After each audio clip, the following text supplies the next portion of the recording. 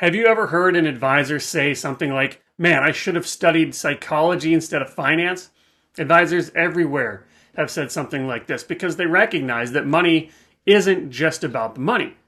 Money is about who we are. It's about where we came from. It's about where we want to go, what we want to do, and everything in between.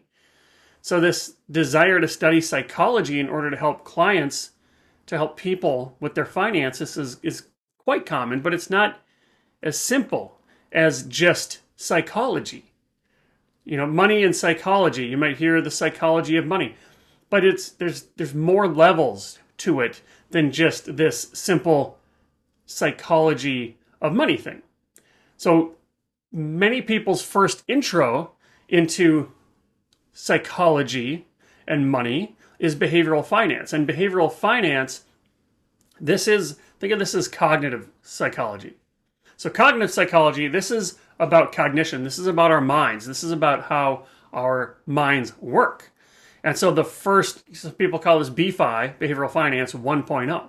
So when you combine cognitive psychology about how minds work to money, you get behavioral finance. This is biases. This is heuristics, the mental shortcuts that we take.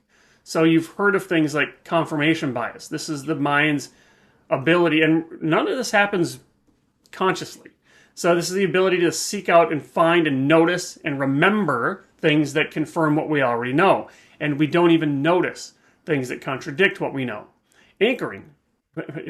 All this stuff is pretty crazy. But we latch on to the first number, the first idea. And so we anchor to the first thing that we see, or mental accounting. It's easier for us to have little buckets in our mind and so on. You know, negativity bias.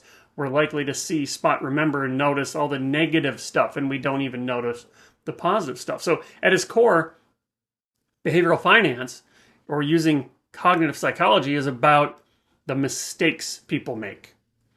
And you've even seen this before. You know, you study behavioral finance, and hey, look at all the mistakes my clients are making.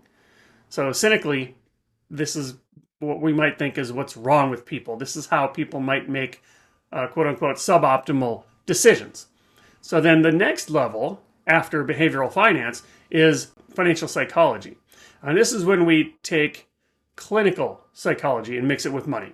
Clinical, not so much that we're trying to diagnose anybody, but this is just the recognition that everybody has a different experience with money that's shaped their relationship with money. So this is where we get beliefs, schemas, so money scripts, the stories that we tell ourselves. This is our upbringing, our childhood experiences has shaped how we think about money. It's shaped our relationship with money. Big flashpoint events that have happened to us has shaped how we think about money. So this is why people aren't all the same, right? So behavioral finance, that's something cognitive psychology applies to everybody. Clinical psychology applies to each individual. So everybody's had a different experience. Everybody's got different values that's been shaped by who they are. And this is why it's helpful to study and ask about and have conversations about people's past. So financial psychology is level 2. Now level 3, we're getting where money meets positive psychology. So level 1 was cognitive psychology, level 2 clinical psychology. Now we're mixing in positive psychology to get something called life planning. This is where we start to help clients break free from the Joneses or stop chasing what they think they're supposed to do. I want to retire at 65 with $1 million because that's what I'm supposed to do. This is not about that. This is about helping them ignore the Joneses, choose their own benchmark, live in alignment with what's most important to them.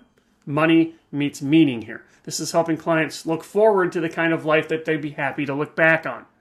This is the Stephen Covey quote. If the ladder you're climbing isn't leaning on the right wall, then every step you take just gets you to the wrong place faster. So this isn't about helping clients climb ladders. This is about figuring out where the hell you want to put that ladder in the first place. So to recap, the core of, or the bottom, the foundation, the first element is behavioral finance. And that's when we're looking at biases, kind of like what's wrong with you, or what's wrong with your decision making, or how are you being suboptimal. And then we've got financial psychology on top of that. These are the beliefs, the money scripts. This is what's underneath people's financial decisions. And at the top, we've got life planning, meaning. This is helping set direction. These are the 3 levels.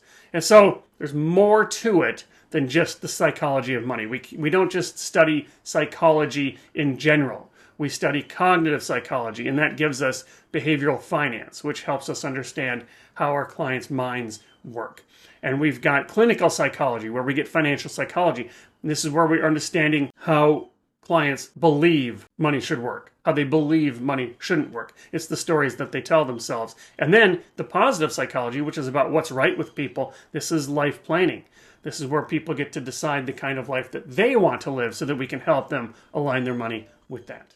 Hey, Derek Hagan here at Money Quotient. If this was interesting to you, if this is something that you want to learn more about, this is the kind of thing that we teach at Money Quotient. We teach financial advisors communication skills, facilitation techniques. We teach them about life planning.